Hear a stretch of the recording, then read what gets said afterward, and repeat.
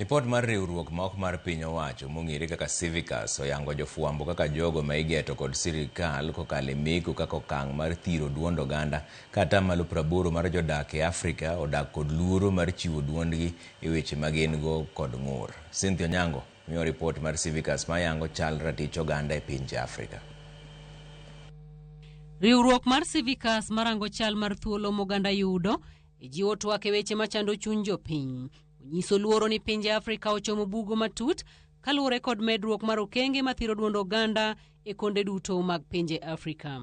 E lipot makende moketi ayanga tinende nyiso ni meko, ndicho kod monjo ute fwambo kaachiel kod jofwambo otelo e moko kuom okenge matend Pinje Afrika tiyogo e thiro duond oganda. What we are calling detention of journalists, detention of human rights defenders, attacks on journalists, excessive force during protests, and detention of protesters.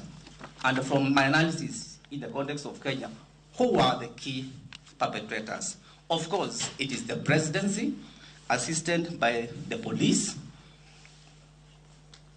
Kenya Revenue Authority, Communication Authority of Kenya, among others. CIVICUS yango ni pinje 33 mag Afrika nothiro ratich jofwambo e higani ka piny Somalia kende dwe mar 1 nyaka 5 higani tend piny nomako jofwambo 46 kendo 2 nondhi kaka nonenore e piny Democratic Republic of Congo. Meko mar jopiny bende ne onenore e pinje 19 mag Afrika e kinde timo ng'anyo ka ji maromo 1,500 nomaki e kinde ng'anyo mar rowere mag Gen Z pachoka e kind dwe mar 6 kod 7 higani kendo moko kuomgi nomaknegi buche mag njore magere doho ataro mar chik. Lipod CIVICUS bende onyiso luoro e medruok mar meko mar jokedne ratich oganda ka pinje maromo 25 Afrika nonyiso kethruok ratich jokedne ratich oganda kaka nonenore e piny Guinea kod Togo. Kaluwore kod lipot mar CIVICUS, teko mathoth nonenore e kinde ng'anyo mar jopiny e pinje Afrika ma ok tin e 20 ka piny Madagascar obila notiyo kod teko mathoth manokelo tho mar ji 22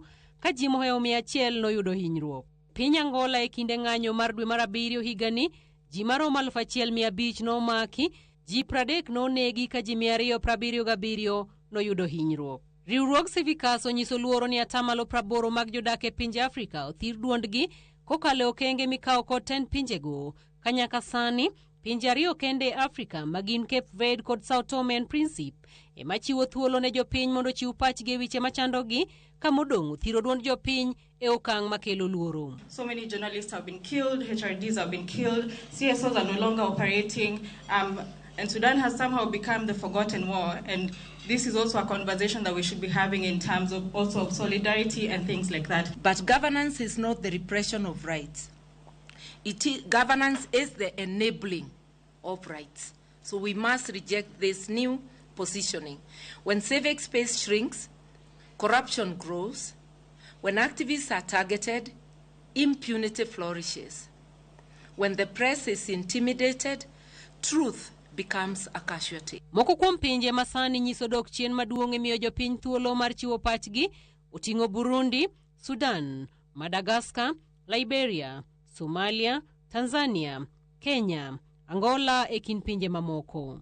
Cynthia Onyango, Ramogi TV, Nairobi.